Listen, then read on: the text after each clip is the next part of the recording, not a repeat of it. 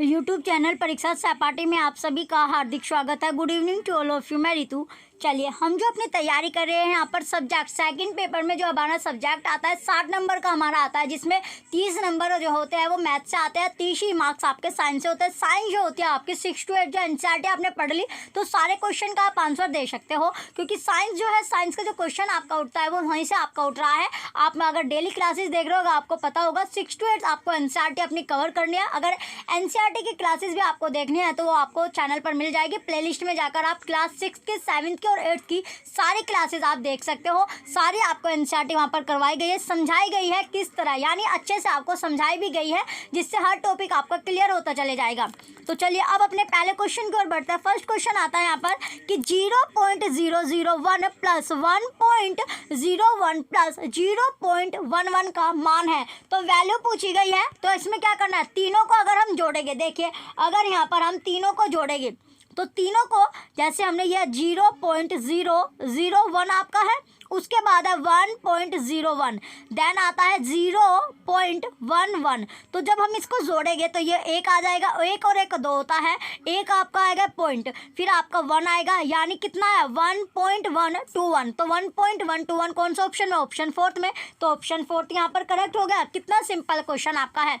Second question आता है 32 कि 1999 में किसी देश की जनसंख्या जो थी वो 30.3 मिलियन थी। कौन सी संख्या 30.3 मिलियन के समान है। तो देखिए 1 मिलियन में कितना, ये आपका अगर हम 1 मिलियन अगर हम लिखते हैं तो 1 मिलियन, तो 1 मिलियन के बराबर कितना हो जाएगा। देखिए इसको, इसमें 1 मिलियन में कितनी जीरो आएगी।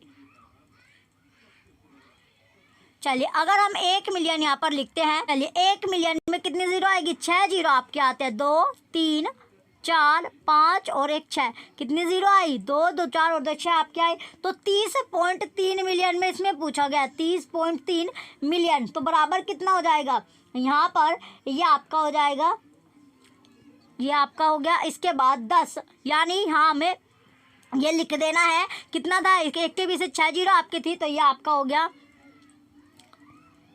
ये आपका हो गया।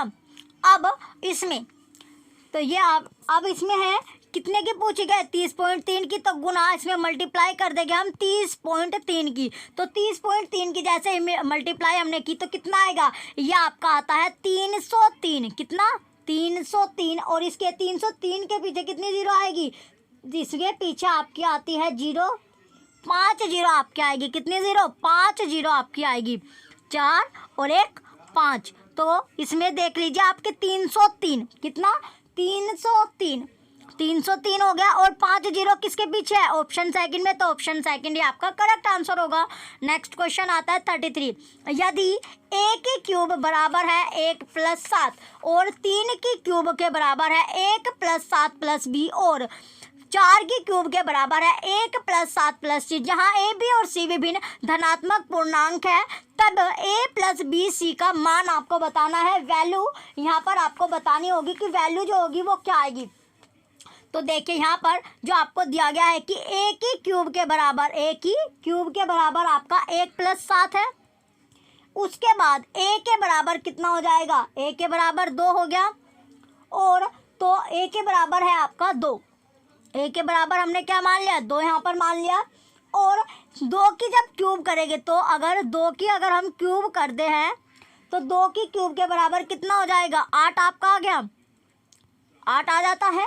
अब इसके बाद अगर हम सही तरह इसको करते हैं तो ये हो जाएगा कि 3 की क्यूब क्या हो जाएगी, 3 की क्यूब है आपकी 1 + 7 + b, ये आपका है। अब 27, 3 तिया 3, ये आपका है, था आपका 3 की क्यूब अगर थी, देखिए यहाँ पर ये 3 की क्यूब आपकी है, तो 3 की जो क्यूब थी, तो अब 27 आपका होगा, 3 तिया 9 9 3 27, तो इक्वल हो जाएगा 1 + 7 + b। तो ये b के बराबर जो है वो कितना आएगा, ये आ जाएगा 7 और 1 8 और 27। तो जब 27 आपका है इसमें, तो जब हम 27 - 8 कर देंगे तो कितना आएगा, ये 27 में से अगर 8 जाएगा 19 आपका बचा, तो b के बराबर 19 आपका हो जाएगा। अब है बी के बराबर आपका 19 हो गया। इसके बाद आता है ये बी हो गया, ठीक है। इसके बाद आपका आगे आता है सी। इसके बाद ये था आपका 4 की क्यूब, आगे क्या था 4 की क्यूब आपकी थी, तो 4 की जो क्यूब थी इसके बराबर आपको दिया गया है 1 + 7 + सी, ये आपका है। तो 4 चौक 16 और 16 चौका 64 आपका हो गया। तो 4 की जो क्यूब हुई वो 64 आ गया। फिर आपका 7 और 1 8, 8 + सी हो गया। तो सी के बराबर हो जाएगा 64 में से जब हम 8 घटाएंगे कितना आएगा 56 हमारा आएगा।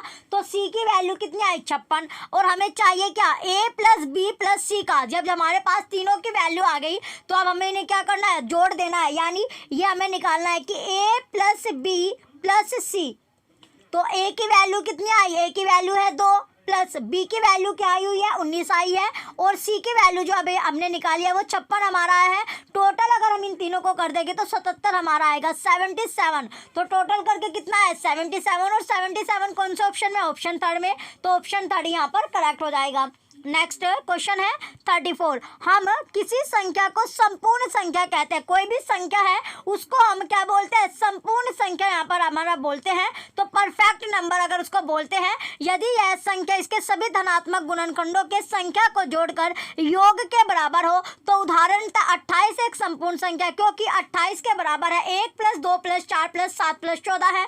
तो निम्न में से कौन सी संख्या संपूर्ण संख्या आपकी होगी, ठीक है। तो इसके बाद हमें क्या, जैसे हमने क्या ले लिया यहाँ पर, हमने ले लिया संख्या। अगर हम यहाँ पर 6 ले लेते हैं, अगर हमने नंबर जो है यहाँ पर ऑप्शन में क्या ले लिया 6 हमने ले लिया। संख्या क्या ली हमने, जो संख्या ली है वो ले ली 6 संख्या यहाँ पर ले ली। तो 6 के बराबर ये हो जाएगा 1 2 और 3 आपका हो जाएगा, ठीक है। तो ये हो जाएगा कि 1 + 2 + 3 कितना हो जाएगा, ये होता है आपका 6। तो 6 क्या होगी, एक संपूर्ण संख्या आपकी है, एक संपूर्ण संख्या होगी। तो इसमें राइट आंसर ऑप्शन 4 हो गया। नेक्स्ट क्वेश्चन आता है 35 कि निम्न में से कौन सी संख्या एक पूर्ण वर्ग संख्या है। क्या है, एक जो पूर्ण वर्ग संख्या है वो आपको बतानी है। तो पूर्ण वर्ग संख्या आप कैसे बता सकते हो, तो इसमें है कि एक कोई भी एक संख्या है वो पूर्ण वर्ग संख्या होगी। कैसे वो वर्ग संख्या आपकी होगी, तो चलिए ऑप्शन ए है कि 54 85 43 का 13, 43 आपका 251 आपका 43 है, फिर आपका है 213, ये आपका रॉन्ग है। इसके बाद है दूसरी आपकी बी आता है कि इसमें बी है कि 54 85 43 215, ये भी गलत है। तीसरी 54 85 43 251, ये भी गलत है। और चौथे में है कि 54 85 43 241, ये बिल्कुल सही है, आपका है ऑप्शन 4 करेक्ट आंसर है। ये किसका वर्ग होता है, ये होता है आपका वर्ग 23 421 का वर्ग आपका है 23 421 का, ये आपका वर्ग होता है, यानी स्क्वायर। वर्ग किसको बोला जाता है, स्क्वायर आपका होता है। तो चलिए नेक्स्ट क्वेश्चन की ओर बढ़ते हैं। अब हमारा नेक्स्ट आता है क्वेश्चन नंबर 36 है कि दो पूर्ण संख्याओं का गुणनफल 24 है। इन संख्याओं का न्यूनतम संभव योग आपको बताना है। क्या बताना है, संभव योग क्या होगा, यानी हमने मान लिया यानी दो संख्याओं का जो गुणनफल है वो 24 हमें दिया गया है। तो जो ये ऐसी संख्याओं का युग्म, यानी जो संख्याओं का युग्म आपका कैसे हो जाएगा, यानी 8 × 3 8 × 3 24 होता है। इसके बाद 6 × 4 6 चौक भी 24 आपका होता है, और 12 × 2 यानी 12 दूनी 24 भी आपका होता है। इसके बाद यानी दोनों का योग करने पर, जब हम इन सभी का योग करते हैं दोनों का, तो क्या आता है, देखिए जैसे सबसे पहले 8 + 3 का अगर हमने योग किया तो 11 आया। इसके बाद 12 + 2 अगर हम करेंगे तो 12 2 और 14 हो जाएगा। फिर है 6 + 4, तो 6 + 4 अगर हम करते हैं तो 6 और 4 10 हो जाएगा। तो अभिष्ट न्यूनतम गुणनफल, यानी न्यूनतम इसमें पूछा गया न्यूनतम क्या होता है, जो स्मॉलेस्ट नंबर आपका होता है। तो स्मॉलेस्ट क्या है 10 आपका है, दोनों ये आपके 11 भी और 14 भी बड़ा है 10 से, तो 10 इसमें सबसे छोटा है। तो 10 कौन सा ऑप्शन में आएगा, ऑप्शन थर्ड में, ऑप्शन थर्ड यहाँ पर करेक्ट हो जाएगा। नेक्स्ट क्वेश्चन आता है 37 कि 3 की जो वैल्यू है, 3 की जो पावर दी गई है वो 502 माइनस के 3 की जो पावर है वो 500 + 16 है, और 3 बटे में है कि 3 की पावर 500 + 2 है। तो जब हम इसे आगे सोल्व करते हुए अगर हम इसको चलते हैं क्वेश्चन नंबर 37 को, तो क्या आएगा, ये हम इसको आगे अगर इसको सोल्व करते हैं ये आ जाएगा कि 3 की जो पावर है वो आपकी 502 है। 3 की पावर हमने मान ली 500। देखिए अब इसको 500 जो है कॉमन हो जाएगा इसमें। इसके बाद है 3 की पावर 2 माइनस के 1, प्लस में कितना दिया गया है 16 आपको दिया गया, तो 16 एज इट इज आपका लिखा जाएगा। देन आता है कि 3 की जो पावर है वो 500 हो गई, प्लस में 2 आपका है। तो आगे जब हम इसको करेंगे ये हो जाएगा आगे अब आपका कि 3 की पावर 500 हो गई और 500 आपकी हो गई। 3 तिया 9 होता है, 9 माइनस 1 आपका हो जाएगा, प्लस में 16 आपका एज इट इज रहने वाला है। फिर आएगा 3 की पावर जो है वो 500 आपकी है, प्लस के 2 है। नेक्स्ट आगे आएगा, इसके बाद ये आपका हो जाएगा 9 में से 1 गया, 8 आपका बचेगा। 9 में से 1 अगर चले जाएगा तो 8 बचा, तो 8 हमने बाहर ले लिया और 3 की जो पावर है ये हमने अंदर ले ली, यानी 3 की पावर 500 प्लस 3 की पावर 500 हो गई, प्लस के 2 आपका हो जाएगा, प्लस के 2। देन आगे आएगा कि 3 की पावर 500 प्लस 2, ठीक है। अब आगे आएगा इसके बाद आपका, इसके बाद है यानी जो वैल्यू यहाँ पर आएगी ये आपस में क्या हो, यहाँ पर जो वैल्यू आएगी 8 आएगी। क्यों? क्योंकि ये जो होगा ये पूरा का पूरा आपका कट गया, तो ये 8 जो है 8 आपका आएगा। तो 8 कौन से ऑप्शन में? ऑप्शन थर्ड में, तो ऑप्शन थर्ड ही राइट हो जाएगी। नेक्स्ट क्वेश्चन है 38 कि यदि 880 बराबर है 8 गुना 10x प्लस 8 गुना 10y प्लस 8 गुना 10z, जहाँ x y और z पूर्ण संख्याएं हैं, तब x plus y plus z का मान पूछा गया है, वैल्यू यहाँ पर पूछी गई है। तो मान क्या होगा ये आपको बताना है, तो वैल्यू जो है वो क्या आएगी ये आपको बताना है। तो चलिए यहाँ पर ये आपका हो गया। तो अगर हम इसको सोल्व करते हुए चलते हैं तो ये आपको दिया गया है। इसके बाद है कि 8 ये हो जाएगा आपका आगे है कि 880 आपका हो गया। तो बराबर हो जाएगा कि 8 गुना 10x आपका दिया गया है, 8 गुना 10x है। तो 10 की जो वैल्यू यहाँ पर हमने ली, 10 की वैल्यू जो है ये हमने 5, यानी 10 जो हो जाएगा 10 गुना ये हो जाएगा आपका 5।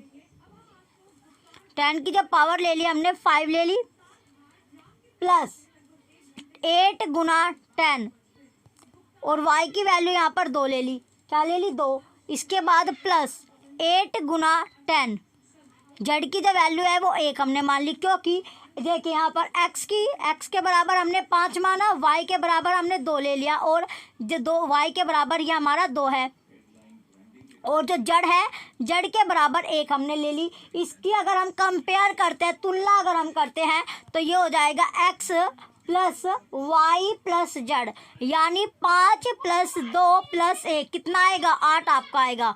5 और 2 7 और 1 8, तो 8 आपका है। 8 कौन से ऑप्शन में? ऑप्शन सेकंड में, ऑप्शन सेकंड ही यहाँ पर राइट हो जाएगा। नेक्स्ट क्वेश्चन आता है क्वेश्चन नंबर 39 कि एक्स स्क्वायर, एक्स की जब पावर है वो 4 है, प्लस एक्स स्क्वायर प्लस 1 का एक गुणनखंड है। तो ये किसका गुणनखंड है ये इसमें पूछा गया है। तो गुणनखंड किसका होगा? चलिए इसको अगर हम सोल्व करते हुए अगर इसको चलते हैं तो ये आपका है कि x की वैल्यू क्या है 4, x की power 4 plus x square plus के 1 आपका है, ठीक है। देन हम इसके बाद आगे इसको करते हैं सोल्व, तो ये हो जाएगा कि x की पावर 4 है प्लस x की पावर 2 है प्लस x की पावर जो है वो 2 हो गया प्लस 1 माइनस एक्स स्क्वायर आपका हो गया, 1 माइनस एक्स स्क्वायर हो गया। देन आपका आगे आएगा कि x की पावर हो जाएगी 4, x की पावर कितनी 4 हो गई, प्लस 2x स्क्वायर हो जाएगा, 2x स्क्वायर हो गया प्लस के 1 हो गया माइनस के एक्स स्क्वायर हो जाएगा, माइनस के एक्स स्क्वायर हो गया। तो बराबर हो गया इक्वल में कि एक्स की स्क्वायर, एक्स स्क्वायर ये हो जाएगा और इसकी पावर 2 प्लस 2x स्क्वायर गुना 1 प्लस 1 की पावर 2 हो गई माइनस एक्स की पावर भी क्या हो गई आपकी 2 हो जाएगी, एक्स की पावर 2 हो गई। तो अब आता है अगला पॉइंट इसमें कि x square plus 1, x square plus 1 power है इसकी 2, पावर कितनी 2 माइनस के एक्स की पावर कितनी 2 आपकी हो जाएगी। अब आता है आपका अगला पॉइंट जो आएगा कि एक्स स्क्वायर प्लस 1 आपका हो गया, प्लस के एक्स हो जाएगा, प्लस के एक्स हो गया। देन अगले को आएगा कि एक्स स्क्वायर हो गया, दूसरे को ब्रैकेट में प्लस 1 माइनस के एक्स आपका हो जाएगा, ये आपका हो गया। अब आएगा आगे कि ये कि x square minus x plus 1 आपका आएगा, क्या आएगा, यानी ये आपका आता है आगे कि एक्स स्क्वायर क्या कि x square minus x plus के 1 आपका आएगा, ये आपका आता है एक्स स्क्वायर माइनस के एक्स प्लस का 1 आपका आएगा। तो कौन सा ऑप्शन में आता है, ये कौन सा ऑप्शन में आपको दिया गया है, ये ऑप्शन थर्ड में, ऑप्शन थर्ड ही करेक्ट हो जाएगा। नेक्स्ट 40 क्वेश्चन है कि एक मानचित्र का स्केल 1:10,000 दिया है। मानचित्र पर एक जंगल को 10 सेंटीमीटर गुना 100 सेंटीमीटर की माप के एक आयताकार क्षेत्र के रूप में दिखाया गया है। इस जंगल का वास्तविक क्षेत्रफल किलोमीटर स्क्वायर में है। तो किलोमीटर स्क्वायर में क्या आपका है, तो चलिए यहाँ पर मानचित्र का स्केल आपको दिया गया है 1/1:10,000 आपका है और 1.0 सेंटीमीटर, यानी ये आपका है सेंटीमीटर के बराबर हो जाएगा आपका कि 1.0 सेंटीमीटर के बराबर कितना हो जाएगा 10,000 आपका हो जाएगा। तो अब 1.0 के बराबर 10 है सेंटीमीटर, तो क्षेत्रफल निकालना है। तो क्षेत्रफल अगर हम निकालते हैं तो वो होता है लंबाई गुना चौड़ाई आपका होता है। तो लंबाई हो जाएगी अब आपकी 10 गुना 10,000 गुना 100 मल्टीप्लाई बाय कितना हो जाएगा 10,000 आपका हो गया, ठीक है। इसके बाद आता है आपका अपोन में 10,000 गुना 10,000 10, ये आपका आता है 1,00,000 गुना 1,00,000 आपका आता है। इसके नीचे आएगा 1,00,000, 3 और 2 5 गुना 1,00,000, 5 जीरो आपके आते हैं, इसमें 5 हो गया 3 4 5, तो 1,00,000। तो इसमें जब ये आपका है किलोमीटर स्क्वायर में, तो अब इसको काटेंगे तो इसमें देखिए यहाँ पर आपका 1 2 3 4 जीरो आपकी कट जाएगी, ये 4 जीरो है तो 4 जीरो आपकी कट गई, ठीक है। इसके बाद इसमें भी आपकी 4 जीरो है तो ये 4 जीरो जो है ये इससे कट जाएगी, 1 2 3 और 4। अब बचा आपका 10, ये 10 आपका कट गया। देन एक 10 ये आपका यहाँ से कट जाएगा, तो कितना बचा 10 किलोमीटर स्क्वायर आपका बचता है, 10 किलोमीटर स्क्वायर बचा। तो अब कि 1 किलोमीटर के बराबर 1 किलोमीटर बराबर कितना होता है, ये होता है आपका 100,000, यानी 100,000 सेंटीमीटर आपका हो जाएगा। तो इसमें जो ऑप्शन है ये आपको देखना है कि राइट आंसर यहाँ पर आपका कितना आता है, कौन सा आता है, यानी यहाँ पर जो आता है 10 आपका आएगा। 10 कौन से ऑप्शन में, ऑप्शन थर्ड में, तो ऑप्शन थर्ड यहाँ पर करेक्ट हो जाएगा। नेक्स्ट आएगा क्वेश्चन नंबर 41 है कि एक भिन्न है 5/8 के तुल्य है, इसके हर और अंश का योग 91 है, तो इस भिन्न के हर और अंश में क्या अंतर है। तो हर और जो अंश है, यानी इसमें डेनोमिनेटर हर आपका होता है और जो अंश होता है वो न्यूमिनेटर आपका होता है। उसमें पूछा गया है कि जो अंतर है, जो डिफरेंस है, वो क्या आपका आएगा। तो चलिए इसमें सपोज कर लिया कि हमने जो मान लिया कि अंश जो है, माना अंश जो है, अंश क्या मान लिया हमने, x मान लिया, अंश क्या माना x, तो हर जो होगा, हर जो है वो हो जाएगा 91 माइनस x आपका हो गया। तो इसके बाद क्वेश्चन के अकॉर्डिंग अगर हम चलते हैं तो ये हो जाएगा आपका कि x बराबर x के बाय 90, यह आपका है कि 1 माइनस x बाय 5/8 इक्वल हो जाएगा 5/8। तो ये इसकी जब हम क्रॉस मल्टीप्लाई होती है ये हो जाएगा 8x, कितना हो गया 8x आपका क्रॉस मल्टीप्लाई जब हमने किया बराबर 591 माइनस x आपका हो गया। अब आगे जब हम इसको सोल्व करेंगे, चलिए इसके बाद आता है आपका नेक्स्ट कि 8x के बराबर आपका है कि 591 माइनस के x आपका हो गया। देन आगे इसमें आएगा अब आपका नेक्स्ट अगली लाइन जो आएगी इसमें कि 8x क्या आया, 8x बराबर आपका आता है कितना आएगा, तो 8x के बराबर आता है 91 की मल्टीप्लाई जब हम 5 में करेंगे तो कितना आया, 455 आपका आएगा। तो 455 और 5x माइनस के 5x आपका हो गया, क्योंकि 5 की मल्टीप्लाई होनी है, ब्रैकेट में जो भी आप होता है उसकी मल्टीप्लाई कर दी। अब आया आपका इसके बाद कि 8x के बराबर आपका हो जाएगा कितना, 455 माइनस के 5x। ये आपका अब नेक्स्ट जो लाइन आएगी यहाँ पर, अब इसको कि 8x प्लस आपका, यानी ये हमने इधर दूसरी साइड ले लेंगे तो ये आपका x एक साइड आया, 5x हो जाएगा बराबर 455 आपका हो गया। तो 8 और 5 कितने हो जाएंगे, यहाँ पर 8 और 5 जो हो गए 13x आपका हो गया, 13x के बराबर 455 हो गया। तो x के बराबर, x बराबर जो है वो हो जाएगा 455, क्योंकि जो मल्टीप्लाई में था वो दूसरी साइड जाने के बाद डिवाइड में आपका हो जाता है। तो 13 की जब मल्टीप्लाई करेंगे, 13 को डिवाइड करेंगे 455 को से, तो जब इसमें जो आपका आंसर आता है 35 आपका आया। तो 455 को डिवाइड किया हमने 13 से, 35 आंसर इसका आता है कट के। तो अंश के बराबर क्या, यानी अंश जो था हमारा, अंश जो था x के बराबर हो जाएगा 35। x के बराबर कितना आया, 35 आता है। और हर जो था हमारा, हर इसमें क्या था 91 माइनस x आपका था, ये हो गया। तो अब हमें क्या करना है, जो हर इसमें आगे कि 91 में से माइनस x की वैल्यू क्या है, x हमने लिया है 35, x क्या है 35 आपका है, तो इसमें से हमें माइनस कर लेना है। तो x 91 में से जब हमने 35 माइनस किया तो कितना आंसर यहाँ पर आता है, 56 आपका आएगा।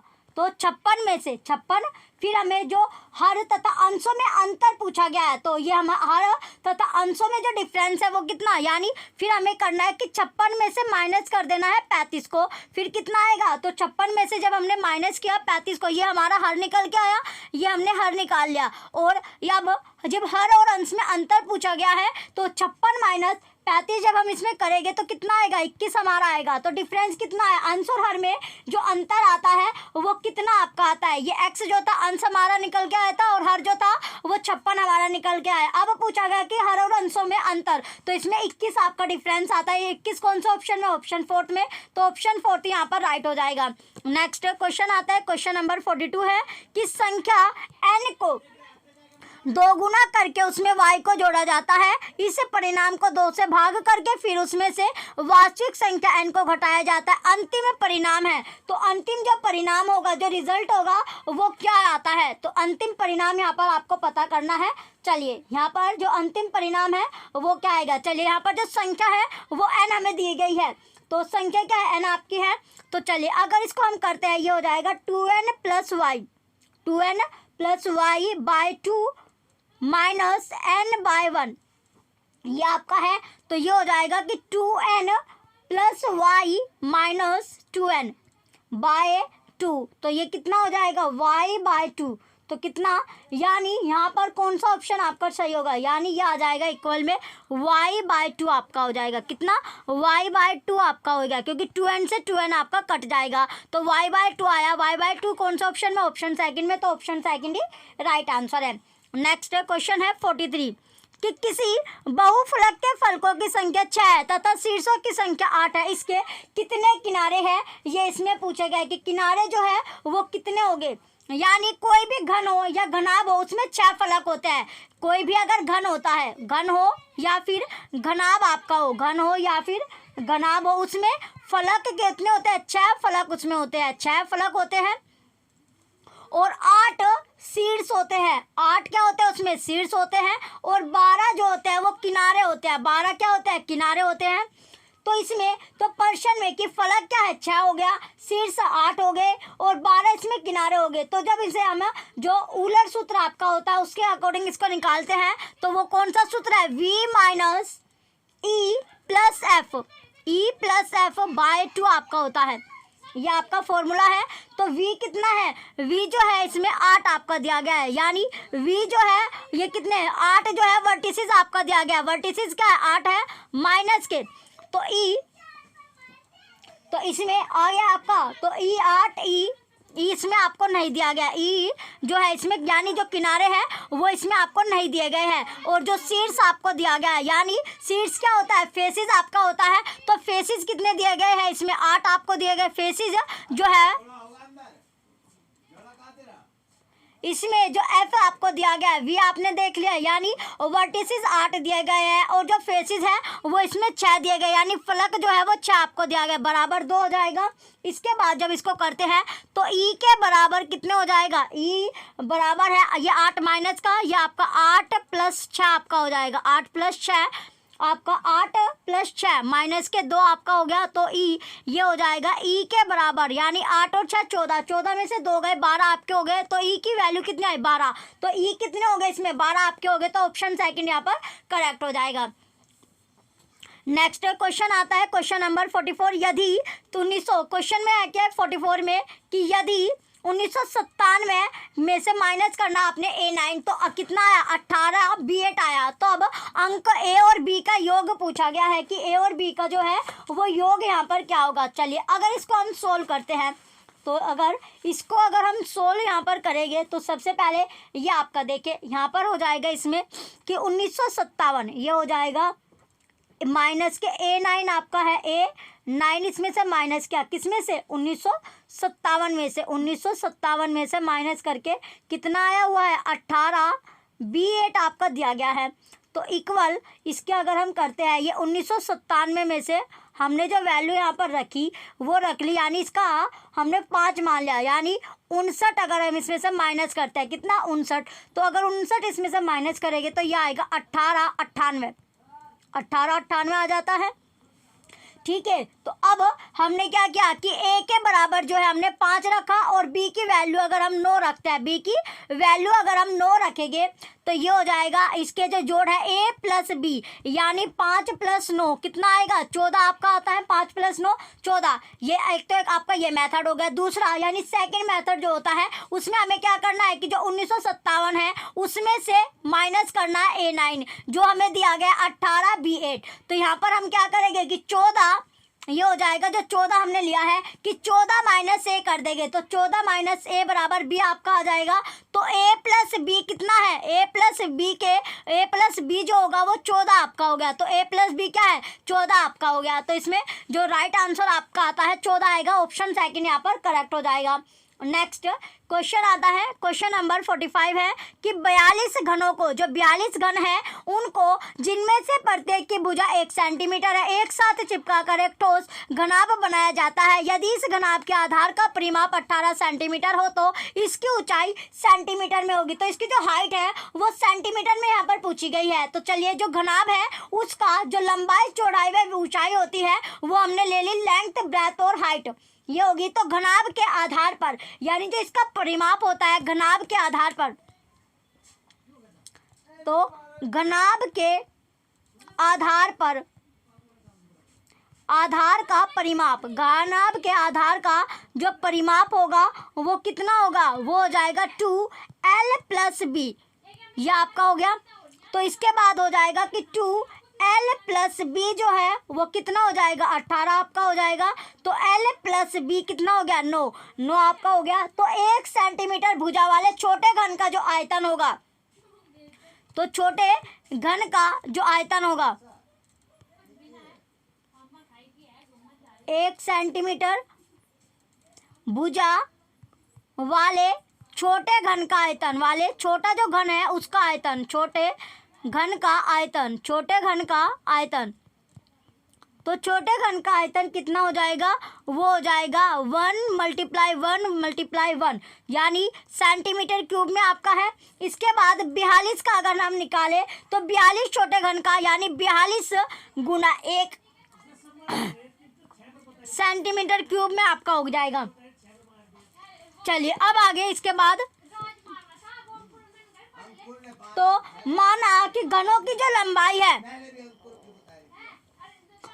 घनाभ की जो लंबाई जो है यानी लेंथ जो है वो ले ली हमने 7 और जो चौड़ाई है ब्रेथ जो है वो 2 ले ली। तो अगर हम इसको सोल्व करते हैं, ये होता है L गुना B गुना H आपका बराबर 42 आपका आ जाएगा। तो लंबाई 7 है और जो ब्रेथ है वो 2 दी गई है। तो हाइट जो हमें निकालनी है, तो हाइट इजीली यहाँ पर निकल जाएगी क्योंकि 2 वैल्यू दी गई है और तीसरी हमें निकालनी है। तो यहाँ पर H जो हो जाएगा वो कितना आएगा, 3 सेंटीमीटर आपका आएगा। 3 सेंटीमीटर कैसे आया, यानी H के बराबर, तो 42, इसमें से 42 जो है ये आपका, तो 3 जो है इसमें आपका आ जाएगा। तो चलिए अब आता है नेक्स्ट आपका अगला क्वेश्चन था।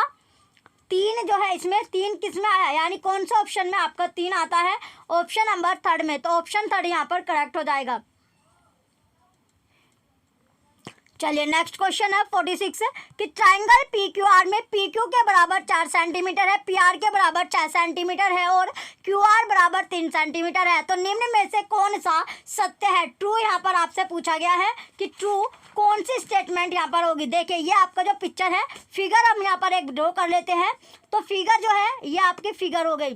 तो इसमें जो फिगर है आपकी, ये आर आपका हो गया, ये क्या है, आर आपका है, ये Q हो जाएगा और ये P Q R आपका हो गया।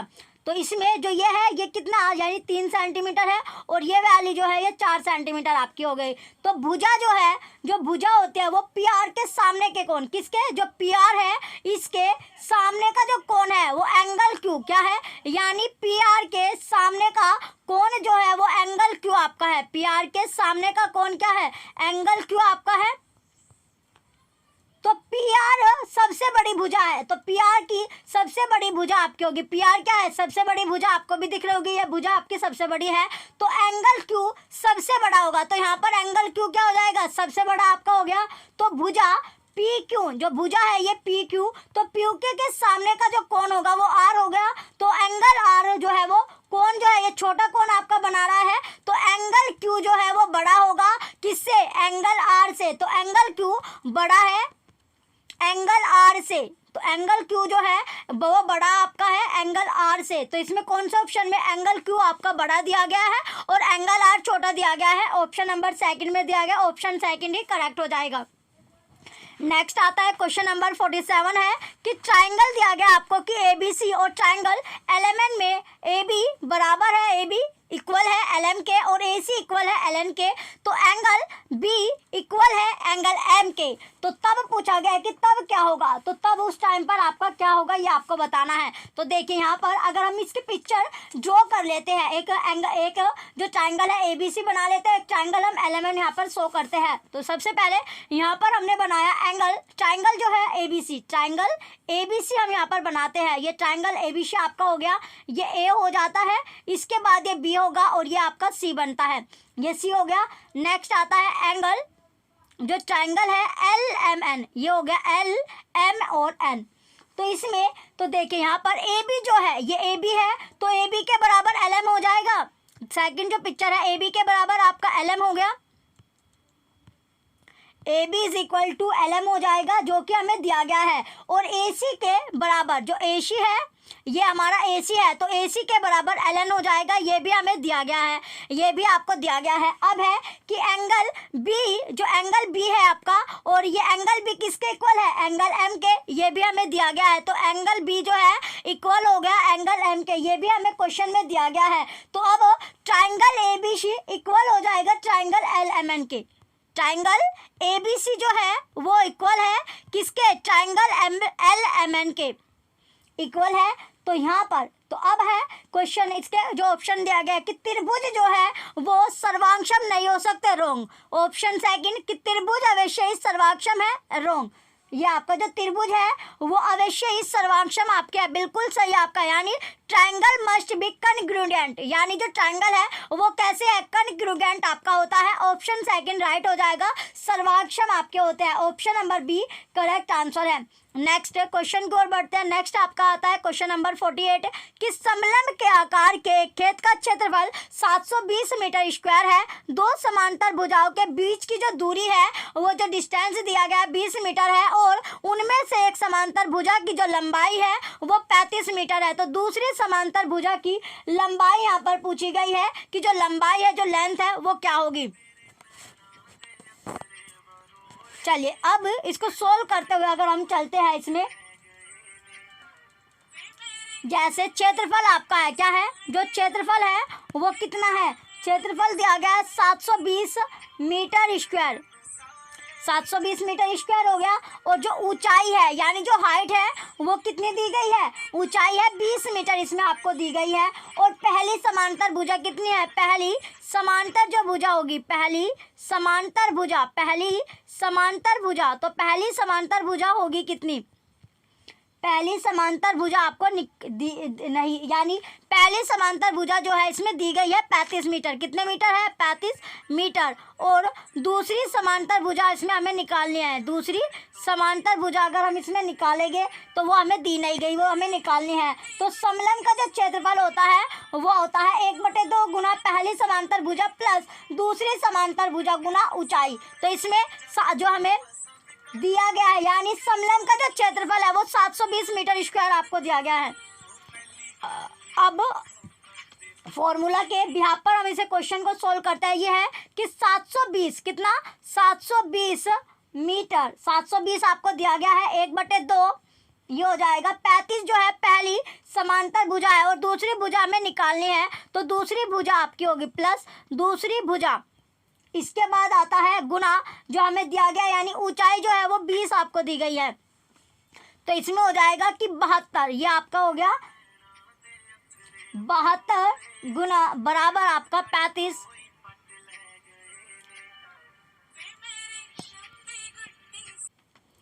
चलिए ये आपका है 72, आगे अब आपका आएगा कि 72, ये दो जो ये 0 से 0 हमने काट लिया, ये 2 से 2 आपका कट जाएगा, तो 72 बराबर 35 आपका और प्लस दूसरी भुजा आपकी है। अब नेक्स्ट आता है अगला कि अब जो दूसरी भुजा के बराबर यानी ये दूसरी भुजा बराबर यानी 72 में से 35 को हम माइनस कर देंगे, तो 72 माइनस 35 अगर हम करते हैं तो कितना हमारा आएगा यानी 37 आएगा। 72 में से जब 35 हमने माइनस कर दिया तो दूसरी भुजा कितनी आई, 37 मीटर की आपकी आती है। और 37 मीटर कौन से ऑप्शन में, ऑप्शन थर्ड में, तो ऑप्शन थर्ड यहाँ पर करेक्ट हो जाएगा। नेक्स्ट क्वेश्चन है 49 कि यदि 10 मोमबत्तियों का क्रय मूल्य 8 मोमबत्तियों के विक्रय मूल्य के बराबर हो तो लाभ हानि प्रतिशत में इसमें पूछी गई है। तो इसमें क्या करना है आपको, क्रय मूल्य जो होता है, क्रय मूल्य, तो क्रय मूल्य कितना दिया गया 8 और विक्रय मूल्य जो इसमें दिया गया है वो 10 आपको दिया गया। विक्रय मूल्य कितना है, 10 आपका है।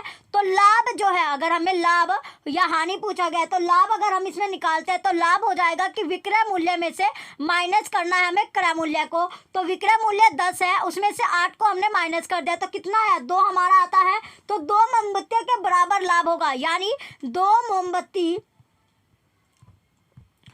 मोमबत्ती के बराबर लाभ होगा। बराबर क्या हुआ, लाभ हुआ, बेनिफिट हुआ। तो अब ये हो जाएगा कि 2 गुना 100 बटे 8 आपका हो जाएगा। इसमें जब इसको सोल्व करेंगे तो कितना आएगा, ये आपका आता है 25%, कितने परसेंट, 25% यानी जो लाभ हुआ वो 25% होता है। ऑप्शन फर्स्ट करेक्ट हो जाएगा यानी 25% उसे गेन हुआ, लाभ उसको होता है, ऑप्शन फर्स्ट करेक्ट हो जाएगा। नेक्स्ट क्वेश्चन है क्वेश्चन नंबर 50 कि आंकड़े दिए गए हैं 7, 6, 7, 9, 8, 8, 10, 8 के माध्यक और बहुलक का माध्य इसमें पूछा गया है। क्या पूछा गया है, माध्य यहाँ पर आपका पूछा गया है। तो सबसे पहले तो इसे हमें क्या करना है, इसे सीक्वेंस में लगा लेते हैं। सबसे पहले क्या करना है, जो आरोही क्रम पर इसको लगाते हैं तो आरोही क्रम इसका हो जाएगा, सबसे पहले 6 आएगा, 6 के बाद 7 है 2 बार आपका, 7 के बाद आता है 3 बार, इसमें 8 आपका दिया गया, 3 बार क्या है 8 आपका दिया गया है। फिर आता है 9 और 9 के बाद है 10, ये आपको दिया गया है।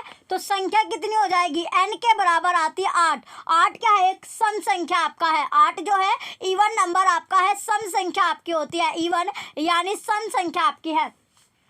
तो इसमें जो बहुलक हुआ वो 8 ही आपका हो जाएगा। तो बहुलक क्या है इसमें, यानी जो संख्या है वो 8 आई तो बहुलक भी इसमें 8 आपका हो जाता है। जितनी संख्या उतना बहुलक आपका हो गया। अब जो हमें माध्यिका अगर निकालनी होती है तो कुल पद बाय 2 वे पद का मान प्लस कुल पद बाय 2 प्लस 1 वे पद का मान आपका होता है। तो इसमें क्या करना है, यानी 8 जो है इसमें करना है हमें 8/2 प्लस 8/2 प्लस के 1 आपका होता है। अब इसको जब हम सोल्व करते हुए चलेंगे तो ये आ जाएगा यानी 2 चौक 8 आपका हो गया प्लस ये हो जाएगा 5/2। तो इसमें कितना आएगा, यानी 8, यानी चौथे पे और पांचवें पे क्या आपको दिखाई दे रहा है, तो चौथा पद, ये पद आपका होता है, तो चौथा पद और पांचवें पद पे 1 2 3 4, चौथे और पांचवें पद पे 8 8 आपका है, तो 8 + 8/2 आपको करना है, तो 8 और 8 16 आपका होता है, और ये आपका, तो इसमें 16/2 हो जाएगा, जो कि कितना है, 8 ही आपका आता है। अब हमें निकालना है माध्य। इसके बाद माध्य निकालने के लिए क्या करना होता है, माध्य जब हम निकालते हैं तो माध्य के बराबर बहुलक प्लस माध्य का प्लस बटे आता है कुल पदों की संख्या। तो बहुलक क्या था हमारा, बहुलक भी 8 आया है, और जो माध्यिका है वो भी 8 हमारा आया है, जो कि अभी हमें निकालना है। और इसके बाद कुल पदों की संख्या, तो पद भी कितने, तो पदों की जो संख्या है वो 2 आपकी होती है, तो इसमें 8 और 8 16, 16/2, तो कितना आएगा, 8 ही आपका आंसर आएगा, यानी सब कुछ इसमें 8 8 आ रहा है, तो ऑप्शन नंबर सेकंड यहाँ पर करेक्ट हो जाएगा, 8 ही इसका उत्तर होगा। नेक्स्ट क्वेश्चन है 51 कि एक शिक्षिका ने कक्षा में नीचे दिए गए विषय पर वाद विवाद का आयोजन किया। शून्य है, अत्यंत सार्थक अंक है, जो शून्य होती है वो अत्यंत सार्थक अंक आपका है। शून्य क्या है, सार्थक अंक है। तो उसने प्रत्येक बच्चे को उक्त विषय पर अपने विचार व्यक्त करने के लिए प्रोत्साहित किया, तो शिक्षिका, तो यहाँ पर राइट आंसर हो जाएगा कि अपनी कक्षा को अधिक अभिव्यक्तिशील और विचारशील बना रही है। क्या बना रही है, विचारशील बना रही है, ऑप्शन फर्स्ट करेक्ट होगा। नेक्स्ट 52 क्वेश्चन है कि विषय चरघातांकी का उपयोग ही छोटी संख्याओं को मानक रूप में व्यक्त करने में करना के अंतर्गत नीचे दिए गए उत्तरत्व जो तथ्य है उसका उल्लेख यहाँ पर किया गया है। तो उल्लेख यहाँ पर किया गया है, तो इसमें सबसे पहले ये तीनों, यानी प्रकाश की चाल है, माउंट एवरेस्ट की ऊंचाई यहाँ पर आपको दी गई है। इसके साथ साथ कंप्यूटर चिप पर, जो कंप्यूटर चिप है उस पर लगाए गए तार का व्यास यहाँ पर दिया गया, पादप कोशिका का साइज भी आपको दिया गया है। आगे पूछा गया है कि इसमें जो आपका कि मानक रूप में व्यक्त किया गया, ऐसे उदाहरणों का जो यूज है वो कैसे किया जाता है, अंतःविषयक उपगमन को प्रतिबिंबित करता है, ऑप्शन सेकंड करेक्ट हो जाएगा। नेक्स्ट 53 क्वेश्चन है कि जीन पियाजे के सिद्धांत के अनुसार आपको बताना है। तो सिद्धांत के अनुसार क्या होगा कि रेखिक समीकरण का परिचय तथा इसे हल करने की अधिगम तकनीक आत्मसात्करण है एवं रेखिक समीकरण युग्म की अवधारणा का विस्तार समायोजन की समस्या को बढ़ा सकता है। बिल्कुल सही है, ऑप्शन फर्स्ट करेक्ट हो जाएगा। नेक्स्ट क्वेश्चन है 54 कि गणित प्रयोगशाला क्रियाकलापों का उपयोग किया जा सकता है। तो कैसे किया जा सकता है वो करने के लिए केवल रचनात्मक मूल्यांकन के लिए, बिल्कुल करेक्ट, ऑप्शन फर्स्ट राइट हो जाएगा। नेक्स्ट आता है 55 क्वेश्चन है कि राष्ट्रीय पाठ्यचर्या की रूपरेखा 2005 के अनुसार, तो 2005 के अनुसार क्या होगा कि स्कूलों में गणित शिक्षण का संकीर्ण उद्देश्य अंक प्रणाली पढ़ाना और उच्चतर उद्देश्य बीजगणित पढ़ाना है, रोंग। सेकेंड ऑप्शन है कि स्कूलों में गणित शिक्षण का संकीर्ण उद्देश्य परिकलन सिखाना और उच्चतर उद्देश्य मापन सिखाना है, रोंग। थर्ड ऑप्शन है कि स्कूलों में गणित शिक्षण का संकीर्ण उद्देश्य संख्या संबंधी कौशल विकसित करना और उच्चतर उद्देश्य समस्या हल करने का कौशल विकसित करना है, बिल्कुल राइट है, ऑप्शन थर्ड करेक्ट हो जाएगा। नेक्स्ट आता है 56 क्वेश्चन कि ब्लूम की संशोधित वर्गीकरण के अनुसार नीचे दिए गए कार्य भारतीय गणितज्ञों के योगदान पर पावर पॉइंट प्रस्तुतिकरण बनाए। क्या बनाए, जो प्रस्तुतिकरण यहाँ पर बनाना है द्वारा जिस संज्ञानात्मक उद्देश्य की, ज्ञानात्मक जो उद्देश्य है उसकी उपलब्धि हो सकती है वह है, ऑप्शन फर्स्ट याद करना, रोंग। सेकंड ऑप्शन है समझना, रोंग। थर्ड ऑप्शन है विश्लेषण करना, रोंग। फोर्थ ऑप्शन है सर्जन करना यानी क्रिएट करना, बिल्कुल करेक्ट है, ऑप्शन फोर्थ यहाँ पर राइट हो जाएगा। नेक्स्ट आता है क्वेश्चन नंबर 57 कि दो शिक्षक हैं, उस शिक्षकों के द्वारा किसी रैखिक समीकरण जैसे 2x - 6 = 10 आपका दिया गया है, तो हल करने में उपयोग किए गए उपागमों को पढ़िए। जैसे इसमें शिक्षक और शिक्षक भी दिया गया है, तो चरण है कि 6 को दूसरे पक्ष में ले जाइए। दूसरा है कि समीकरण में समानता सदैव बने रहते हैं, अतः दोनों पक्षों में समान संख्याओं के साथ समान प्रचलन समानता बनाए रखने के लिए किए जा सकते हैं। बी है कि 6 का चिन्ह परिवर्तित करके 10 में जोड़िए। सी आपको प्राप्त होगा 2x = 16। 2 को दूसरे पक्ष में ले जाइए और विभाजित कीजिए, x के बराबर है 8 प्राप्त आपको होता है, तो 2x - 6 + 6 = 10 + x अथवा 2x के बराबर 16 आपका है। 2x बराबर 2 इक्वल 16/2 आपका है, तो अथवा x बराबर 8 है, तो यह प्रेक्षित किया जाता है। तो ये जो प्रेक्षित है वो क्या करता है, तो ऑब्जर्व आपको क्या हुआ, तो यहाँ पर जो ऑब्जर्व हुआ यानी शिक्षक के जो है वो यांत्रिक समझ पर बल देता है, जबकि शिक्षक भी संबंधित समझ पर। बिल्कुल करेक्ट है, ऑप्शन ए राइट हो जाएगा। नेक्स्ट क्वेश्चन है क्वेश्चन नंबर 58 कि कक्षा छठी के विद्यार्थियों को किसी मकान का निम्नलिखित नक्शा दिया गया। ये मैप है जिसमें दिया गया बच्चों का क्षेत्र है, अध्ययन कक्ष आपका 5 फीट का है, भोजन कक्ष दिया गया, रसोई घर जो किचन आपकी 6 फीट की दी गई है, भोजन कक्ष 12 फीट का दिया गया है, अतिथि कक्ष आपको दिया गया है, शयन कक्ष है, इसके साथ साथ बैठक आपको दी गई है, यानी शयन कक्ष होता है, बेडरूम दिया गया है, लिविंग रूम है, गेस्ट रूम है, किड्स एरिया है, स्टडी रूम है, डाइनिंग रूम है, इसके साथ साथ कनेक्टिंग लॉबी है, किचन आपको दिया गया। ये नक्शा है जिसमें तो इसमें दिया गया है कि विद्यार्थियों से कहा गया कि वे ज्ञात करें। तो विद्यार्थियों को क्या ज्ञात करने के लिए यहाँ पर दिया गया, पहला है कि प्रत्येक कमरे का परिमाप और उसका क्षेत्रफल, दूसरा है कि मकान का कुल परिमाप और उसका कुल क्षेत्रफल यहाँ पर आपको दिया गया है। तो इसमें रचनात्मक मूल्यांकन के कार्य के रूप में ले सकते हैं, क्योंकि कैसे, तो इसमें ले सकते हैं, तो इसमें क्या ले सकते हैं कि पहला ऑप्शन है कि इस कार्य के द्वारा शिक्षक आसानी से सभी विद्यार्थियों को 40 मिनट तक व्यस्त रख सकते हैं। रोंग सेकंड ऑप्शन आता है, यह आपका रोंग हो जाएगा। सेकंड ऑप्शन है कि विद्यार्थियों के उत्तर परिमाप क्षेत्रफल आदि की विमाओं परिकलनों सूत्र के ज्ञान से संबंधित समझ का निदान करने में शिक्षक की सहायता करेंगे। बिल्कुल करेक्ट है, ऑप्शन सेकंड यहाँ पर राइट हो जाएगा।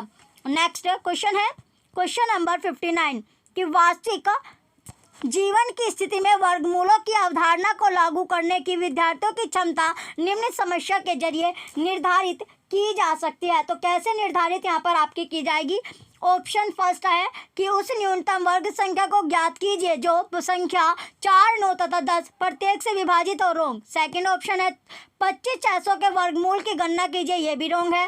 थर्ड ऑप्शन है कि उस न्यूनतम संख्या को ज्ञात कीजिए जिसे 5607 से घटाने पर पूर्ण वर्ग संख्या प्राप्त हो, ये भी रोंग है। चौथा ऑप्शन है 2025 पौधों को एक बगीचे में इस तरह से बोया जाना है कि प्रत्येक व्यक्ति में उतनी ही संख्या में पौधे हो जितनी संख्या पंक्ति है की है। तो पंक्तियों की संख्या तथा प्रत्येक पंक्ति में पौधों की संख्या ज्ञात कीजिए। बिल्कुल करेक्ट है, ऑप्शन फोर्थ यहाँ पर राइट हो जाएगा। नेक्स्ट आता है क्वेश्चन नंबर 60 है कि कोई छात्र लिखता है, तो कोई भी स्टूडेंट है, छात्र है, वो लिखता है, तो क्या लिखते, जैसे 10 centimetre equal 10 centimetre upon 12 centimetre equal है आपका 5/6 सेंटीमीटर। फिर आपका नेक्स्ट है सेकंड की 15 किलोमीटर बाय 15 मीटर इक्वल है 1000 मीटर। तो यह छात्र जो स्टूडेंट है वो क्या करता है, तो इसमें जो स्टूडेंट है वो क्या कर रहा है यहाँ पर आपका कि इसमें है कि अनुपात के साथ मात्रक लिखने की सदैव लेखन संबंधी त्रुटि करता है। रोंग। सेकंड ऑप्शन है मात्रकों और उनके रूपांतरण का अच्छा ज्ञान रखता है। रोंग। थर्ड ऑप्शन है भिन्नों को, जो भिन्न है उनको लघुत्तम पद में सही ढंग से बदल सकता है और सही मात्रक लिख सकता है। रोंग। फोर्थ ऑप्शन है मात्रों का ज्ञान रखता है एवं मात्रकों के रूपांतरण और भिन्नों की संकल्पना से परिचित है, परंतु यह भूल जाता है कि अनुपात का कोई मात्रक नहीं होता। बिल्कुल करेक्ट है, ऑप्शन फोर्थ राइट हो जाएगा। नेक्स्ट आता है अब आपका साइंस का सेक्शन, अब आपका स्टार्ट हो जाएगा। क्वेश्चन नंबर 61 आपका है, तो इसमें पहला ऑप्शन है कि मानव उत्सर्जन तंत्र के विषय में नीचे दिए गए कथनों का अध्ययन आपको करना है। तो इसमें अध्ययन आपको करना होगा, तो इसमें आपको दिया गया जैसे कि जल में घुले हुए अपशिष्ट पदार्थ वृक्कों में मूत्र के रूप में पृथक कर लिए जाते हैं। दूसरा है बी कि मूत्राशय में संचित मूत्रमार्ग जिसका दूसरा सिरा मूत्ररोध से जुड़ा होता है से होकर बाहर निकल दिया गया जाता है। तीसरा है मूत्रवाहिनियों से होता हुआ मूत्र मूत्राशय में जाता है। चौथा कि डी है उपयोगी पदार्थों को रक्त में पुनः अवशोषित कर लिया जाता है। ये उपयोगी और हानिकारक दोनों ही प्रकार के पदार्थों से युक्त रक्त निस्यंदन के लिए वृक्कों में पहुंचता है। तो ये सभी आपको देंगे, इसमें सही सीक्वेंस आपका पूछा गया है, तो सही सीक्वेंस जो है इसमें ऑप्शन नंबर सेकंड में है, ऑप्शन सेकंड ही करेक्ट हो जाएगा। नेक्स्ट आता है 62 क्वेश्चन कि अमीबा के पादाब किसमें सहायता करते हैं। तो अमीबा के जो पादाब होता है, जो सुडोपोडिया है, वो किसमें उसकी हेल्प करते हैं, यानी एक तो मोशन के साथ साथ वो क्या करते हैं, एक तो उसे मोशन में करते हैं, उसके साथ साथ भोजन पकड़ने में भी आपके करते हैं, मूवमेंट और capture the food. Option fourth right होगा। नेक्स्ट 63 क्वेश्चन है कि नीचे कुछ जीव दिए गए हैं, तो इसमें से परजीवों में वर्गीकृत किए जाने वाले जीव आपको बताने हैं। तो इसमें परजीवी जो ईस्ट सबसे पहले यहाँ पर आता है इसमें क्या है, ईस्ट, ईस्ट आपका नहीं होता। खटमल जो है वो आपका होता है, उसके साथ साथ जोंक है ये भी आपका होता है, अमरबेल है ये भी होती है, सहवाल है ये आपका नहीं होता। उसके बाद जू है ये आपकी होती है, छत्रक मशरूम है रोंग, लाइकेन है रोंग। तो इसमें ए बी, इसमें जो ए नहीं होता इसमें आपका बी होता है, बी आपका होता है, सी होता है, डी होता है, उसके साथ साथ एफ आपका होता है। तो ए बी सी एफ यानी बी सी डी और एफ कौन से ऑप्शन में, ऑप्शन थर्ड में, तो ऑप्शन थर्ड ही करेक्ट हो जाएगा। नेक्स्ट क्वेश्चन आता है, क्वेश्चन नंबर 64 है कि कॉलम ए में वैज्ञानिकों का नाम दिए गए हैं और कॉलम जो बी है इसमें आपको कुछ खोज दी गई है, तो इसका मैच करना है। तो अलेक्जेंडर फ्लेमिंग जो होता है ये हो जाएगा पेनिसिलिन, और एडवर्ड जेनर जो है ये चेचक का टीका हो जाएगा। इसके बाद लुई पास्चर है किण्वन, और रॉबर्ट कोच जो होता है एंथ्रैक्स जीवाणु हो जाएगा। तो इसका जो सीक्वेंस है वो क्या बनता है, यहाँ पर सीक्वेंस बना 4th 5th 2nd 1st, option first correct होगा। नेक्स्ट क्वेश्चन है 65 कि जैवमंडल आरक्षण आरक्षित क्षेत्र से संबंधित सही कथन आपको चुनना है। सही स्टेटमेंट यहाँ पर चुननी है कि सही स्टेटमेंट क्या होती है कि ये वे क्षेत्र है जो क्षेत्र की जैव विविधता और संस्कृति को बनाए रखने में सहायक होते हैं, ऑप्शन थर्ड करेक्ट होगा। नेक्स्ट 66 क्वेश्चन है कि नीचे दिए गए कथनों का आपको अध्ययन करना है। सबसे पहले है कि प्रोकैरियोटिक में केंद्रक नहीं होते हैं, ये इसे आपका बिल्कुल सही आपका है। इसके बाद आता है कि एक कोशिका केसिक जीव में एकल कोशिका सभी कार्य करते हैं, ये भी सही है। सी नीले हरे सवाल प्रोकैरियोटिक के उदाहरण है, बिल्कुल करेक्ट है। फोर्थ है यूकैरियोटिक में केंद्रक झिल्ली सहित सुसंगठित केंद्रक नहीं होता, गलत। तो इसमें ए बी सी स्टेटमेंट आपकी करेक्ट है, ऑप्शन फर्स्ट राइट हो जाएगा। नेक्स्ट 67 क्वेश्चन है, इसमें आरेख दिया गया है जिसमें आपको ABCD दी गई है, इसके सही नामांकित आपसे पूछे गए हैं कि इसका सही नाम क्या हो जाएगा। तो सही नाम देखिए यहाँ पर ए है, ए हो गया आपका या पीयूष ग्रंथि होता है। इसके बाद बी जो है वो आपकी थायराइड ग्रंथि होगी, और सी जो है वो एड्रिनल ग्रंथि होगी, और डी अग्नाशय आपका होगा। तो इसमें सही सीक्वेंस है ऑप्शन ए में आपको बिल्कुल करेक्ट दिया गया, ऑप्शन ए ही राइट हो जाएगा। नेक्स्ट आता है क्वेश्चन नंबर 68 कि नीचे दिए गए किसी आयताकार पात्र में जल से भरा हुआ द्रव आपका, तो यहाँ पर जो जल से भारी कोई द्रव यहाँ पर भरा हुआ है, तो द्रव दाब के विषय के निम्न में से सही कथन आपको चुनना है, सही स्टेटमेंट चुननी है। तो सी जो है इस पर आपका जो दाब है वो ज़्यादा होगा, बी पर कम होगा, और ए पर उससे भी कम आपका होगा। तो सबसे ज़्यादा जो दाब है वो सी पर आपका होता है, तो यहाँ पर ऑप्शन नंबर 4 आपका करेक्ट हो जाएगा। नेक्स्ट क्वेश्चन है 69, इसमें आरेख दिया गया S1 S2 S3, पृष्ठ जो सरफेस है उस पर प्रकाश गिर रहा है, लाइटिंग गिर रही है। इसमें कि पृष्ठ सरफेस जिन पर आपतन कोण यानी एंगल ऑफ इंसिडेंट और एंगल ऑफ रिफ्लेक्शन कोण जो है बराबर है, वो कौन से में है ये आपसे पूछा गया है। तो तीनों में जो है वो सभी तीनों पृष्ठ आपके बिल्कुल सही आपके दिए गए हैं, तो ऑप्शन 4 यहाँ पर करेक्ट हो जाएगा। नेक्स्ट आता है क्वेश्चन नंबर 70 है कि नीचे दिए गए नेत्र यानी आँख आपकी है, तो आँख के जो नाम है वो आपको बताने हैं कि ABCD जो है यहाँ पर कौन कौन सा नाम यहाँ पर आता है। तो यहाँ पर देखिए ए जो है, ए पर क्या है, ए पर आपका आता है पक्षांपेशी, बी हो जाएगा परितारिका, सी है लेंस, और चौथा डी है कॉर्निया। तो ऑप्शन 4 बिल्कुल करेक्ट आपका है। नेक्स्ट आता है क्वेश्चन नंबर 71 कि मानव नेत्र की जो रेटिना पर बने किसी वस्तु के प्रतिबिंब का प्रभाव जो रेटिना है उस पर लगभग कितने समय तक बना रहता है, यानी कितने टाइम तक वो आपका बना रहता है। तो कितने टाइम तक यानी 1/, ये आपको पता होना चाहिए। जब हमने जो चैप्टर पढ़ा था आइज से रिलेटेड, यानी जब हमने रेटिना के बारे में वो पढ़ा था, कॉर्निया, सब वहाँ में हमने डिस्कस किया था क्लास 8 जो हमने चैप्टर में डिस्कशन किया था, तो वहाँ पर आपको बताया गया था सारी चीज़ें, वहाँ पर आपने लाइटिंग वाले चैप्टर में पढ़ी थी कि जो आँख के बारे में जो आई थी आपकी, उसमें सारी चीज़ें यहाँ पर आपको बताई गई थी। तो कितना था आपका 1/15 सेकंड तक वो आपका बना रहता है। तो कौन सा ऑप्शन में आपको जाएगा, ऑप्शन 3 में, तो ऑप्शन 3 ही करेक्ट हो जाएगा। नेक्स्ट आता है क्वेश्चन नंबर 72 है कि नीचे दिए गए कथनों का आपको अध्ययन करना है। तो यहाँ पर दिया गया है आपको, पहला है कि शुष्क परिस्थितियों में जो बीज है बीजों का अंकुरण नहीं होता है, बिल्कुल सही आपका है। दूसरा, पुष्पों को पादप का विभिन्न भागों में स्थानांतरण गुली अवस्था में ही होता है, ये भी सही है। तीसरा है विभिन्न समयांतरालों पर फसलों को जल की आपूर्ति से मृदा के गठन में सुधार होता है, रोंग। फोर्थ है कि फसलों को जल की आपूर्ति से मृदा शरंध्र बनता है जिसके कारण पौधों का विनिमय यानी आदान प्रदान सरल हो जाता है, रोंग। ई है इसमें कि जल फसलों के पाले शीत और गर्म वायु दोनों से रक्षा करता है, बिल्कुल सही आपका है। तो इसमें ए बी और ई आपका करेक्ट होगा। तो ऑप्शन नंबर 4 यहाँ पर राइट हो जाएगा। नेक्स्ट आता है क्वेश्चन नंबर अब आपका 73।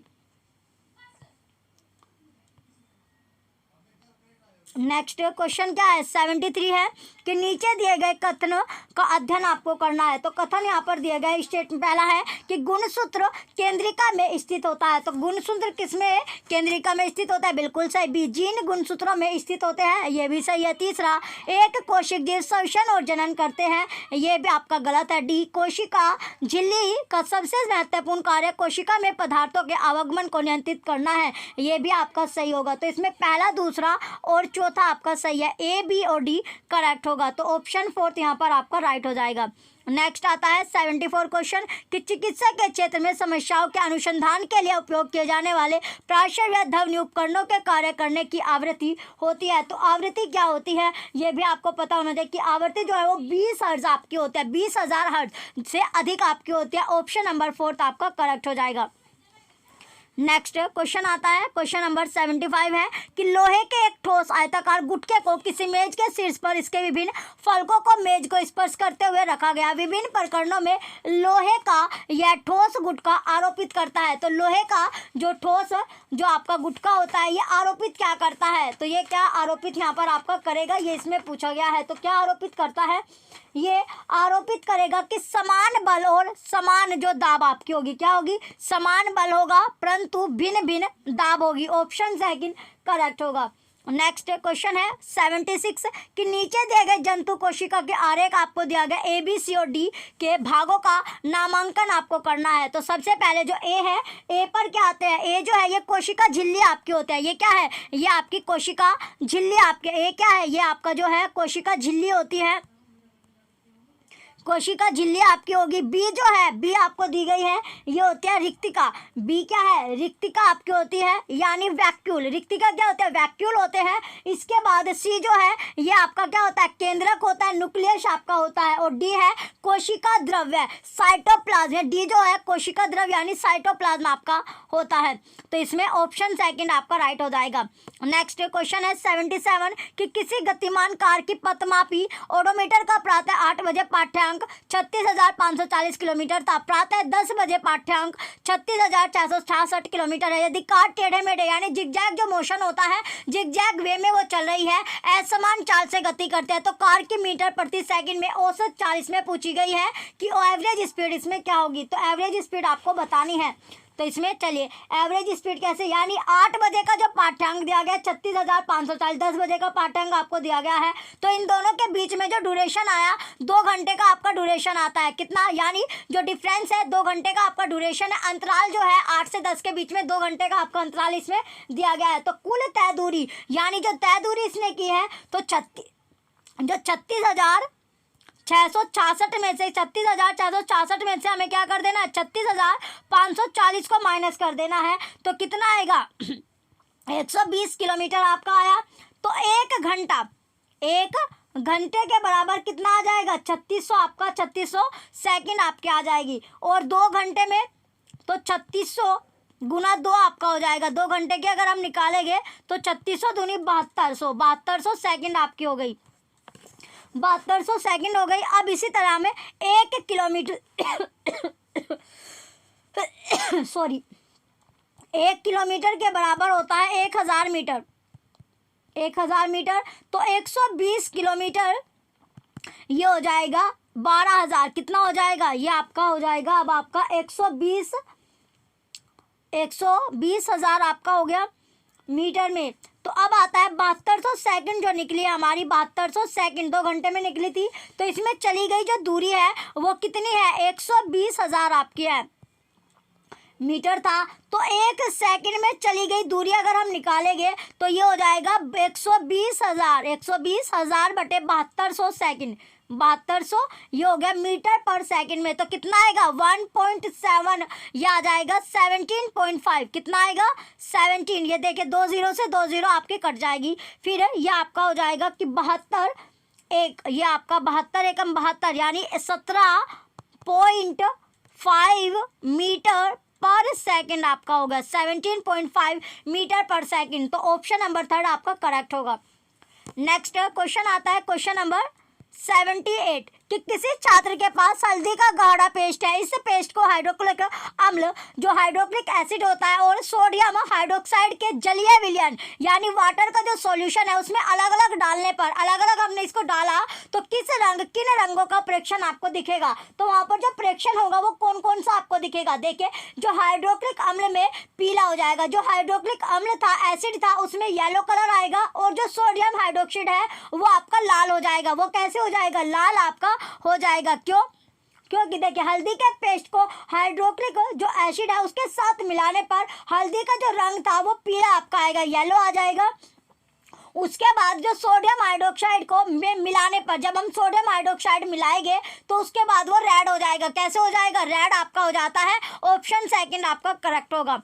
नेक्स्ट क्वेश्चन आता है क्वेश्चन नंबर 71 है कि क्षुद्रांत के जो क्षुद्रांत यानी क्या हो गया, जो स्मॉल इंटेस्टाइन आपकी होती है जिसे हम छोटी आंत बोलते हैं। तो छोटी आंत के रंशाकुर के संदर्भ में नीचे दे कथनों का अध्ययन आपको करना है। तो पहला इसमें दिया गया है कि ये उंगली के समान उभरी हुई संरचनाएं होती है और इनकी संख्या क्या होती है? हजारों में होती है। इनकी संख्या क्या हजारों में होती है? बिल्कुल सही है। सेकंड ऑप्शन है बी। 20 में दिया गया कि इनकी भित्ति बहुत पतली होती है, यह भी सही है। सी है कि इनमें उनकी सतह के निकट सूक्ष्म रुधिर वाहिकाओं का जाल फैला रहता है, यह भी सही है। चौथा आता है इसमें कि इनमें महीन छिद्र होते हैं जिनसे भोजन आसानी से गुजर सकता है। रोम। तो इसमें ए बी सी स्टेटमेंट आपके बिल्कुल करेक्ट है। तो राइट आंसर यहाँ पर आपका ऑप्शन थर्ड हो जाएगा। नेक्स्ट क्वेश्चन आता है 80 कि नीचे कुछ खाद्य पदार्थ आपके दिए गए हैं। तो आयोडीन घोल के साथ, जो आयोडीन का जो सॉल्यूशन होता है, जो उसके साथ जब हम परीक्षण करने में कौन नीला काला रंग प्रदान करेगा। तो नीला और काला रंग जो है वो कौन कौन सा यहाँ पर आपको देगा। सबसे पहले उबले और पिसे आलू, बिल्कुल सही है। दूसरा है उबले और चबाए हुए चावल, गलत। तीसरा है रोटी ब्रेड का एक टुकड़ा, ये भी सही हो जाएगा। चौथा डी यानी चीनी शर्करा का घोल, रोंग। नारियल का तेल, ये भी गलत। तो इसमें ए और सी आपका करेक्ट होगा। तो ए सी कौन सा ऑप्शन है? ऑप्शन फर्स्ट में।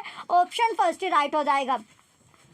नेक्स्ट क्वेश्चन आता है 81 कि कक्षा 8वीं के छात्रों को कमानीदार जो होता है यानी स्प्रिंग बैलेंस, तो इसमें जो स्प्रिंग बैलेंस है उसकी सही उपयोग विधि पढ़ाते समय गुंजन ने नीचे दिए गए चरणों को या आपका पालन करने के लिए कहा। सबसे पहले आता है कि शून्यांक त्रुटि नोट करना, फिर वास्तविक पाठ्यांक परिकलित करना, आशंकित पैमाने पर संकेतक की स्थिति नोट करना, और कमानीदार जो स्प्रिंग आपका होता है उसको बैलेंस का अल्पांक रिकॉर्ड करना। तो इसमें कैसी स्टेटमेंट आपकी होगी? तो सबसे पहले इसमें आएगा आपका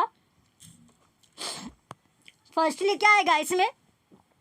सबसे पहले शून्यांक त्रुटि नोट करनी है, उसके बाद कमानीदार तुला का अल्पांक रिकॉर्ड करना है, देन अंशांकित पैमाना, और उसके बाद आता है वास्तविक पाठ्यांक। तो इसमें जो सीक्वेंस बनता है ए डी सी बी आपका, ए डी सी बी कौन से ऑप्शन में? Option number A D C B option third में। ऑप्शन थर्ड ही करेक्ट होगा। नेक्स्ट आता है क्वेश्चन नंबर 82 है कि उच्च प्राथमिक स्तर पर विज्ञान सिखाने का नीचे दिया गया कौन सा उद्देश्य वांछनीय उद्देश्य नहीं है। तो वांछनीय उद्देश्य जो नहीं है वो पूछा गया है। तो वांछनीय उद्देश्य क्या नहीं है? कि प्रतियोगी परीक्षाओं में अच्छा प्रदर्शन करना। ऑप्शन फोर्थ करेक्ट होगा। नेक्स्ट आता है क्वेश्चन नंबर 83 है कि विज्ञान शिक्षण में रोल प्ले की तकनीक को एक प्रभावी नीति मानने का कारण यह है कि, तो मानने का कारण क्या होता है? वो है कि यह क्या है कि यह अधिगम प्रक्रिया में छात्र की सक्रिय भागीदारी सुनिश्चित करती है। ऑप्शन सेकंड करेक्ट होगा। नेक्स्ट है 84 क्वेश्चन कि विज्ञान को प्रश्न करना, खोजबीन करना, स्वयं करना और अन्वेषण करना माना जाता है। विज्ञान शिक्षण के समय दीपिका द्वारा कराए गए नीचे दिए गए क्रियाकलापों में से कौन सा उन मानदंडों को संतुष्ट करने के लिए सबसे उपयुक्त है? तो सबसे उपयुक्त कौन सा होगा? तो सामान्य रोगों पर सामूहिक चर्चा, सामान्य रोगों पर सामूहिक चर्चा। ऑप्शन सेकंड करेक्ट हो जाएगा। नेक्स्ट क्वेश्चन आता है 85 है कि राष्ट्रीय पाठ्यचर्या की रूपरेखा 2005 में यह अनुशंसा सिफारिश की गई है कि उच्च प्राथमिक स्तर पर विज्ञान शिक्षण में अधिक बल दिया जाना चाहिए। क्या यानी अधिक बल जो है वो दिया जाना चाहिए। तो इसमें आता है कि कक्षा की पढ़ाई को विद्यालय के बाहरी जीवन से संबंधित करने के लिए ऑप्शन फर्स्ट करेक्ट होगा। नेक्स्ट 86 क्वेश्चन है कि गीता कक्षा 8 के छात्रों को मानव नेत्र विषय पढ़ाने के लिए पाठ्य योजना बना रही है। नीचे दिए गए क्रियाकलापों में से किसे पाठ्य योजना में सम्मिलित करने पर पाठ अधिक प्रभावी बन सकता है और छात्रों की संबंधित संकल्पनाओं को अच्छी तरह समझ सकने में सहायता कर सकता है। तो कौन यहाँ पर आपकी सहायता जो है वो कर सकता है, तो कौन करेगा, वो है कि छात्रों के क्रियाकलाप और कक्षा में पारस्परिक प्रश्नोत्तर का उपयोग करना। ऑप्शन थर्ड करेक्ट होगा। नेक्स्ट 87 क्वेश्चन है कि राष्ट्रीय पाठ्यचर्या की रूपरेखा 2005 की सिफारिशों के आधार पर एनसीईआरटी की विज्ञान की पुस्तकों में अधिक बल दिया गया है। तो यहाँ पर जो अधिक बल है वो किस पर इसका दिया गया है, तो सबसे पहले यहाँ पर आता है फर्स्ट कि रटने। चलिए, तो 87 का जो राइट आंसर आपका होगा, तो एनसीईआरटी की जो विज्ञान की पुस्तकों में अधिक बल दिया गया है। तो अधिक जो बल है वो किस पर आपका दिया गया है, तो चलिए इसमें अधिक बल किस पर आपका दिया गया है, तो पहला पॉइंट आता है इसमें किस किस पर बल दिया गया है, इसमें है कि ए और आपका सी बिल्कुल करेक्ट आपका है। तो ए सी कौन सा ऑप्शन में, सेकंड में राइट आंसर ऑप्शन सेकंड होगा। नेक्स्ट है 88 क्वेश्चन कि विज्ञान शिक्षिका द्वारा अपनाए नीचे दिए गए उपगमों जो उपगम है उनमें से कौन सा उपगमन उस शिक्षिका की वैज्ञानिक स्थिति को दर्शाता है, रिप्रेजेंट आपका करता है। तो कौन दर्शाएगा, वो दर्शाता है कि कक्षा में छात्रों को, जो कक्षा है उसमें छात्रों को प्रश्न पूछने के लिए प्रोत्साहित करना। ऑप्शन थर्ड राइट होगा। नेक्स्ट 89 क्वेश्चन है कि वैज्ञानिक विधि के लिए सामान्यता निम्नलिखित चरणों का पालन करने की ये चरण उचित क्रम में नहीं दिए गए हैं सिफारिश की जाती है। तो सिफारिश जो है वो कैसे की जाती है, सबसे पहले यहाँ पर आपका आता है परिकल्पना का परीक्षण, परिकल्पना का परीक्षण, ये फिर है परिकल्पना बनाना, समस्या की पहचान, आंकड़ों को करना, निष्कर्ष निकालना। तो इसका जो सीक्वेंस है वो क्या बनता है, सीक्वेंस जो है इसमें बनेगा CBDAE। ऑप्शन सेकंड करेक्ट होगा। लास्ट क्वेश्चन है 90 कि हस्तसिद्ध क्रियाकलाप और परियोजनाएं विज्ञान सीखने के अभिन्न है, इन अधिगम अनुभवों का मुख्य उद्देश्य है। तो क्या उद्देश्य होगा कि विस्तारित अधिगम के लिए छात्रों को अवसर प्रदान करना। ऑप्शन फोर्थ राइट होगा। ये लास्ट क्वेश्चन आपका था। चलिए, जो बच्चे चैनल पर नए हैं वो चैनल सब्सक्राइब करके रखें, वीडियो लाइक कीजिए, कमेंट कीजिए, शेयर कीजिए। Thank you.